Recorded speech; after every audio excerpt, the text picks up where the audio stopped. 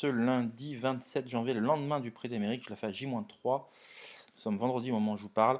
Donc un quintet réservé à la génération des 4 ans, mâle et femelle, hongre bien sûr, 1500 mètres sur le gazon, une incertitude quant à l'état du terrain. Un état du terrain qui est passé entre jeudi et vendredi de 4,2 à 3,8 pour l'indice pénétrométrique, donc c'est passé de collant à très souple. Alors le samedi, il n'y a pas de pluie prévue, peut-être dimanche matin un peu de pluie, mais rien n'est moins sûr. Et ils annoncent de la pluie lundi, mais surtout en, en fin de matinée, début d'après-midi. Voilà. Donc, il y a une chance qu'on passe entre les mailles du filet concernant la pluie, mais il est possible que la pluie tombe avant le quintet aussi.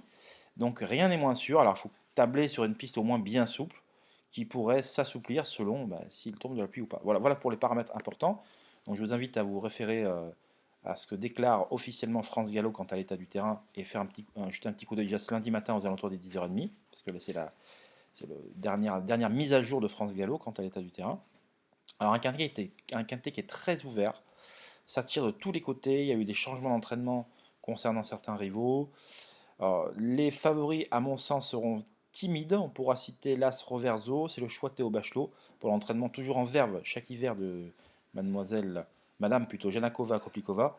Voilà, donc il y a deux de ses pensionnaires dans le quintet. Théo Bachelot a choisi Reverso, qui reste sur une deuxième place dans une listed, excusez du peu, battu de peu pour la victoire, et en laissant le reste du peloton à des distances. Alors il a pris 2 kilos pour une deuxième place dans une listed, ce qui est toujours bon signe, bien évidemment. Donc a priori pas de problème quant à l'état du terrain. Le 2 Covel, un ancien Vermeulen, qui est passé sous la férule de Jean-Claude Rouget, qui a déçu dernièrement sur la PSF, mais qui retrouve le gazon sur lequel il reste sur une nette victoire à Lyon-Paris.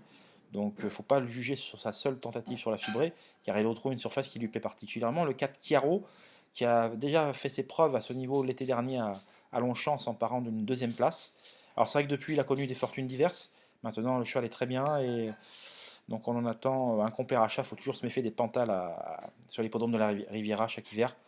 Donc voilà, et donc on pourra en citer d'autres, un Fou Furieux, bien évidemment. Donc le tandem Collery-Guyon qui a fait feu de tout bois justement lors des précédentes réunions.